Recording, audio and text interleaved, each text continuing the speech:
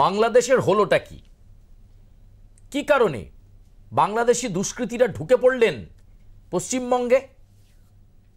অনুপ্রবেশ নিয়ে বারবার অ্যালার্ট করেছিলেন অমিত শাহ।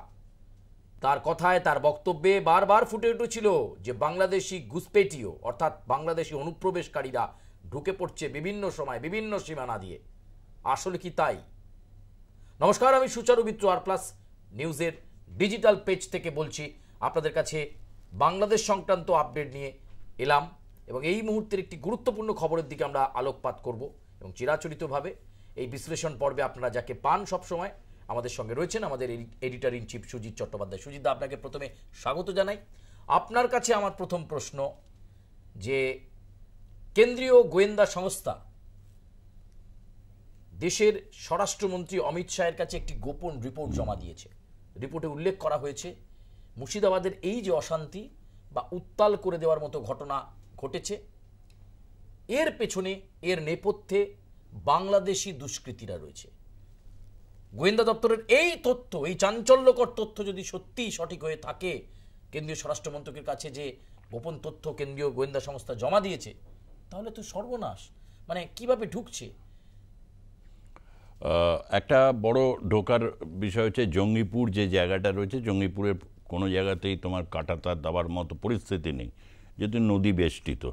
এখন নদী বেষ্টিত জায়গা থেকে দেখো বিভিন্ন সময় বিভিন্নভাবে ঢোকার একটা সুবিধা থেকেই যায়, এবং যে কোনো মিশনে থাকে যে একে অশান্ত করব, উত্তর পূর্ব ভারত অশান্ত করব, মুর্শিদাবাদ তার যে জনসংখ্যার যে সেখানে যে তারতম্যটাকে কাজে লাগিয়ে সেখানে একটা জিহাদি কার্যকলাপ করব, তাহলে তাকে আটকানো কঠিন। সম্ভব একেবারে নয় সেটা নয়, বিএসএফকে অনেক স্ট্রং হতে হবে, বিএসএফকে স্ট্রং হতে হবে এবং বিএসএফকে এই তথ্যই মাথায় রেখে যেতে হবে যে সেখানে যে বিডিআর আছে, সে বিডিআর হচ্ছে বাংলাদেশের স্বার্থটাই তো সে দেখবে, এবং তারা কথায় কথায় বিএসএফকে নানাভাবে দুষ্ট করেছে যে কাঁটাতারের উপরে বেশ কিছু এরকম অনুপ্রবেশের ঘটনায় গুলি চালানোর ক্ষেত্রে। এখন কঠোর পদক্ষেপ যদি বিএসএফ নেয় সেক্ষেত্রে তো তাদেরকে বলার কিছু নেই, তার কারণ হচ্ছে তাদেরকে সেভাবেই আইন দেওয়া হয়েছে। এবং সবচেয়ে বড় কথা, বাংলাদেশে এই যে জঙ্গিপুর, এই জঙ্গিপুর রুট দিয়ে ঢুকে বিভিন্ন সীমান্তবর্তী জায়গাগুলোকে তারা সেখানে ঘাঁটি গেড়েছে, ঘাঁটি গেড়ে হচ্ছে অস্ত্র সরবরাহ হয়েছে, এবং যারা স্থানীয় রয়েছে এবং সেক্ষেত্রে বেশ কিছু সংগঠনের নাম হচ্ছে। কিছুদিন আগে কেন্দ্রীয় স্বরাষ্ট্র দপ্তর অমিত শাহ এবং 24 ঘন্টা ধরে পুরো একটা অপারেশন পরিচালনা হয়েছিল, রাতের থেকে শুরু হয়েছিল। সেটা হচ্ছে বিহারে থেকে একটা ইন্টেলিজেন্স পাওয়া গেছিলো যে বিভিন্ন জায়গায় বিহার, মহারাষ্ট্র, কর্ণাটক, কেরালা, বিভিন্ন জায়গায় ওয়েলফেয়ার পার্টি অফ ইন্ডিয়া বা আরও কিছু কিছু এরকম সিডিপিআই, নানা রকম কিছু কিছু সংগঠন রয়েছে, যে সংগঠনগুলোকে অনেকে নিষিদ্ধ ঘোষণা চেয়েছিল এবং নিষিদ্ধ ঘোষণা করা হয়েছে। এবং সেই সব সংগঠনে তারা গা ঢাকা দিয়ে রয়েছে অনেকে, সকলে তো আর গ্রেপ্তার হয়নি। এরকম কিছু এলিমেন্টস পাওয়া গেছে, যেটা আর কি কেন্দ্রীয় গোয়েন্দা দপ্তর মনে করছে যে এদের ইনভলভমেন্ট রয়েছে। এখন এই ইনভলভমেন্টের জায়গা থেকে দাঁড়িয়ে আমরা যদি টোটাল টুল কিটটাকে দেখি, যে টোটাল টুল কিটটা এই ক্ষেত্রে কাজ করছে, তাহলে বলা যায় যে বাংলাদেশে তিনি ডক্টর ইউনূস তিনি শুরু থেকে নর্থ ইস্টের ব্যাপারে ইঙ্গিত দিয়ে রেখেছিলেন। মণিপুর, মিজোরাম, নাগাল্যান্ড, বিভিন্ন জায়গাগুলো, এখানে অনেকগুলো নৃগোষ্ঠী আছে। এই নৃগোষ্ঠীগুলোর সাথে বিভিন্ন সময় বিভিন্ন সংঘর্ষ হয়েছে। মানে যখন কংগ্রেস ক্ষমতায় ছিল তখনও হয়েছে। ঐতিহাসিক নাগা চুক্তির কথা আমরা জানি, লালডেঙ্গার সাথে চুক্তি হয়েছিল, তারপর নাগাল্যান্ড অনেকটা শান্ত হয়েছিল, যদিও অনেক বিদ্রোহী গোষ্ঠী রয়েছে, এবং সরাসরি বাংলাদেশ থেকে তাদেরকে মদত দেওয়া হয়েছে বিভিন্ন ক্ষেত্রে। এটা বহুবার বিদেশ মন্ত্রক সতর্কবার্তা দিয়েছে, কখনো কখনো কার্ভ করতে বাধ্য হয়েছে, তার কারণ পাল্টা অ্যাকশানে ভারতকে যেতে বাধ্য করা হয়েছে, এবং এই পাল্টা অ্যাকশানে যাওয়ার সময় এরকম পরিস্থিতি তৈরি হয়েছে। এখন দেখো, মুর্শিদাবাদটা হচ্ছে অত্যন্ত সেখানে সমতল।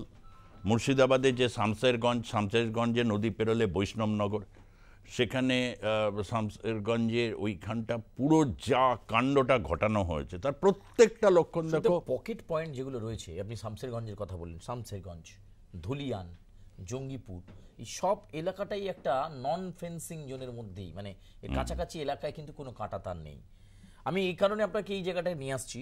আপনার নিশ্চয়ই মনে থাকবে মাস চারেক আগে নদিয়া জেলার এরকম একটা সীমান্তবর্তী অঞ্চলে বাংকার পাওয়া গিয়েছিল। সেই বাংকার নিয়ে অনেক রহস্য, কারাই বাংকার তৈরি করলো, বাংকারের ভেতর অনেক রাসায়নিক জিনিসপত্র পাওয়া গিয়েছিল। ফলে সেই পরিকল্পনা কি অনেক দিন ধরেই চলছিল? একদম। এবং তুমি তার আগে এটা একটা সেফ করিডোর হিসেবে অনেক সময় ব্যবহৃত হয়েছে।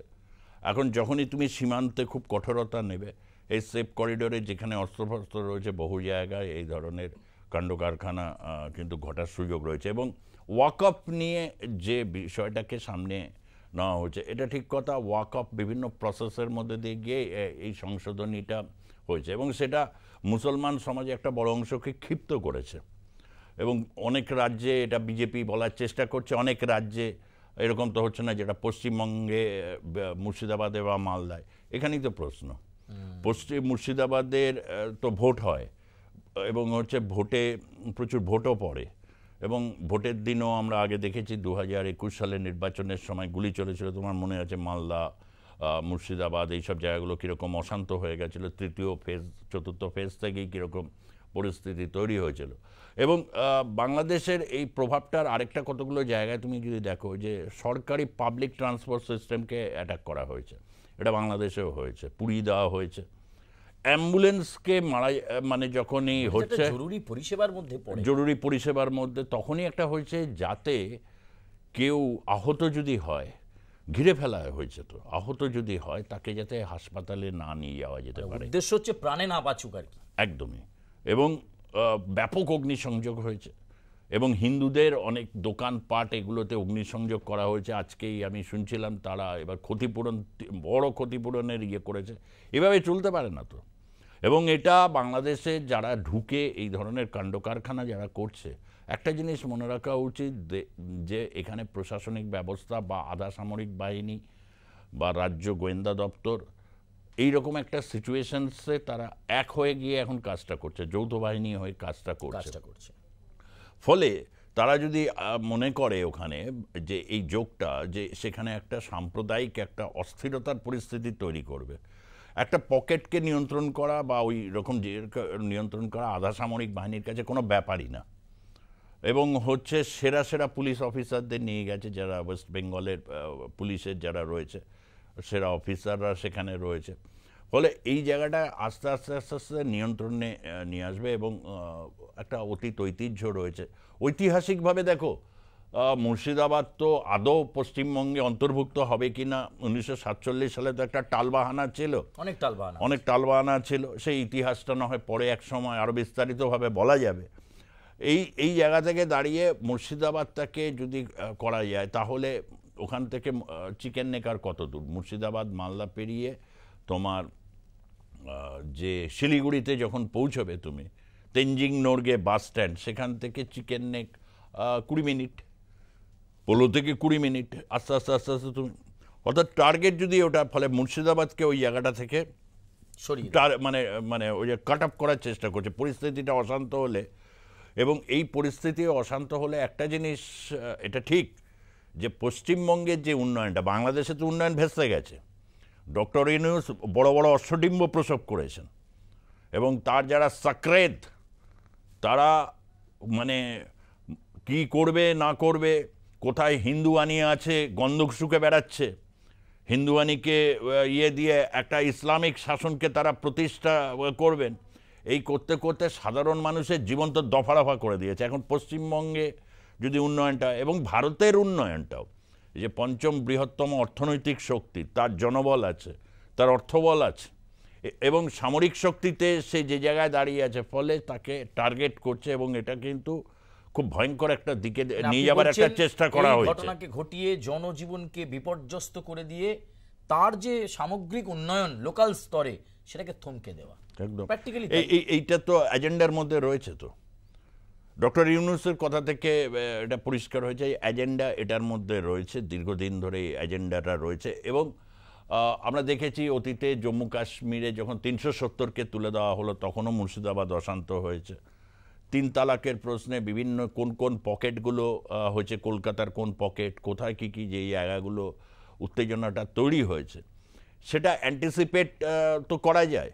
ফলে রাজ্য পুলিশ প্রশাসনকেও আগামী দিনে কিন্তু এখানে একটা বার্তা হয়েছে যে তারা যদি এটাকে খুব গুরুত্ব সহকারে এবং তাদের কাছে ইন্টেলিজেন্স ইনপুট আসার সঙ্গে সঙ্গে যদি প্রয়োজনীয় ব্যবস্থা না হয় তাহলে কিন্তু এই শক্তি খুব অ্যাক্টিভ। এখানে পাকিস্তান মানে গোটা ভারতবর্ষের বিভিন্ন জায়গায় অশান্ত করার তার একটা পরিকল্পনা তো কাজ করছে এবং ডক্টর ইউনূস চীনকে তিনি কাছে টানতে চাইছেন এবং চিকেন নেক এবং হচ্ছে যে এই যে ল্যান্ডলক সিচুয়েশনস, এই ল্যান্ডলক সিচুয়েশনস তৈরি করার একটা মানে চেষ্টা করেছিল। এবং আমি বলবো সেখানকার মানে যারা রয়েছেন গণতান্ত্রিক চেতনা সম্পন্ন বহু মানুষ যারা রয়েছেন, এর মধ্যে হিন্দুও রয়েছেন, মুসলমানও মানে রয়েছেন, তারা সেই রাত্রিরে 24টা ঘন্টা কিন্তু খুব গুরুত্বপূর্ণ গেছে। যেভাবে ব্যাপক অগ্নিসংযোগ হয়েছে এবং স্টাইল বাজারে তুমি দেখেছো যে সেখানে কিভাবে আগুন দেওয়া হয়েছে, ভাঙচুর করা হচ্ছে। দেখো সেম মডেল কেএফসি, কোকোকলা, বাংলাদেশের বিভিন্ন সিলেটে দেখা গিয়েছিল একদম ইসরায়েলের ঘটনার প্রতিবাদ করতে গিয়ে বিপণীগুলোতে ভেঙে দিচ্ছিল এবং সিলেট সহ অন্যান্য জেলাগুলোতেও একই ছবি দেখা যাচ্ছিল। ঠিক একই রকমভাবে এই বিভিন্ন বিপণী সংস্থা, বহুজাতিক সংস্থা, তাদের দোকান আউটলেটগুলো ভাঙচুর। আপনি সে কথাই দিক একদম সবকটা মিল কিন্তু খুঁজে পাওয়া যাচ্ছে। সুতরাং এইটা থেকে একটা প্রমাণিত হয় এই মিলগুলো দেখে যে এখানে বাংলাদেশের প্রভাব, আগেও বলা হয়েছে যে বাংলাদেশের এই প্রভাব ওরা একটা মানে ওখান থেকে একটা কিছু আসবে, প্রবল উত্তেজনা উস্কানি ক্রমাগত দিয়ে গেছে এবং ডক্টর ইউনূস নিজে ইনিশিয়েটিভ নিয়েছেন এই উস্কানি বা এগুলোকে তৈরি করার ক্ষেত্রে এবং সেটা হয়তো বোঝা দরকার, বেটার লেট দ্যান নেভার। এটা কিন্তু চোখে আঙুল দিয়ে দেখিয়ে দিল এবং অনেকে যারা আছেন দেখো মালদা সিচুয়েশনসটা আবার একটু অন্যরকম। মুর্শিদাবাদের মতো এইরকম, মুর্শিদাবাদে হচ্ছে মুসলিম সংখ্যাগরিষ্ঠ, আমি আগেই বলেছি এটা পশ্চিমবঙ্গে থাকার নিশ্চয়ই ভূ রাজনৈতিক কতগুলো কারণের জন্যই তারপর সেটা পশ্চিমবঙ্গে অন্তর্ভুক্ত হয় এবং সেখানে সমৃদ্ধশালী অনেক হিন্দু পরিবার আছে যারা ওখানে যুগপৎ বহু বছর ধরে ওখানে রয়েছে। ফলে এখানে অ্যাডমিনিস্ট্রেশনসকে শক্ত না হলে সেখানে আগামী দিনে সমস্যা হবে এবং বিজেপি ওখানে কেন্দ্রীয় বাহিনীর প্রেজেন্স আছে এবং ব্যাপক আকারে কেন্দ্রীয় বাহিনী রয়েছে। কেন্দ্রীয় বাহিনী থাকলে যা ইচ্ছে তাই তো করতে পারবে না আগামী দিনে।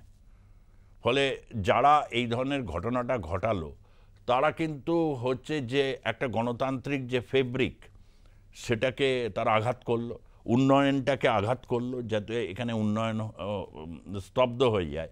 তাহলে পশ্চিমবঙ্গের উপর একটা চাপ তৈরি করার প্রচেষ্টা, এই সমস্তগুলো হচ্ছে চাল, কূটচাল। এই কূটচাল ডক্টর ইউনূস এবং জামাতের একটা তো বড় প্রশ্ন। দেখো কতগুলো অর্গানাইজেশনস দেখতে পাচ্ছি এখানে, নাম শুনতে পাচ্ছি। এরা অনেকেই বলে যে রাষ্ট্রীয় স্বয়ংসেবক সংঘের নাকি অনেক অর্গানাইজেশন আছে, এটা সত্য, তারা বিভিন্ন উইং দিয়ে খেলে। জামাতেরও তো বিভিন্ন রকম মনোভাব, এর মধ্যে নাকি আনসারুল্লাহ বাংলা রয়েছে। বিরোধী দলনেতা যেটা বলছে এবিটির, এখন দেখো এবিটির যিনি শীর্ষ নেতা তাকে কিন্তু ছেড়ে দেওয়া হয়েছে, তিনি নাকি সগৌরবে জেল থেকে বেরিয়ে এসেছেন।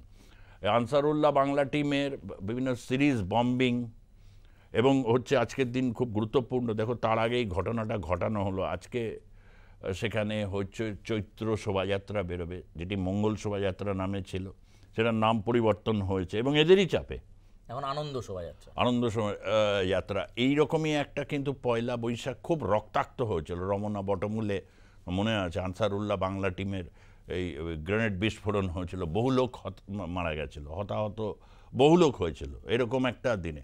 অর্থাৎ কোথাও একটা জায়গায় যে এরকম বাংলাকে তার যে একটা রাজনৈতিক একটা বৈচিত্র্য, সেই বৈচিত্র্যকে এবং তার যে বাঙালিত্বকে কোথাও একটা জায়গায় চ্যালেঞ্জ ছুড়ে দেওয়া হচ্ছে। বিভিন্ন শক্তি বিভিন্নভাবে কিন্তু এই চ্যালেঞ্জটা চলছে এবং সেখানে আগ বাড়িয়ে বাংলাদেশের এই জিনিসটা, এটা দীর্ঘস্থায়ী প্রভাব পড়তে পারে সম্পর্কের দিক থেকে দীর্ঘস্থায়ী একটা প্রভাব পড়তে পারে। অনেক ধন্যবাদ আপনাকে। আমরা কথা বলছিলাম সুজিত চট্টোপাধ্যায়ের সঙ্গে। কেন্দ্রীয় গোয়েন্দা সংস্থা যে রিপোর্ট অমিত শাহের কাছে দিয়েছেন যে মুর্শিদাবাদের ঘটনার নেপথ্যে বাংলাদেশের দুষ্কৃতীরা রয়েছেন। চাঞ্চল্যকর এই তথ্য। বাংলাদেশ কি চাইছে না ভারতের সঙ্গে সম্পর্কটাকে ঠিক করে নিতে? এই তো কদিন আগে বিমস্টেকের আধারে নরেন্দ্র মোদীর সঙ্গে বৈঠক করলেন ডক্টর ইউনূস।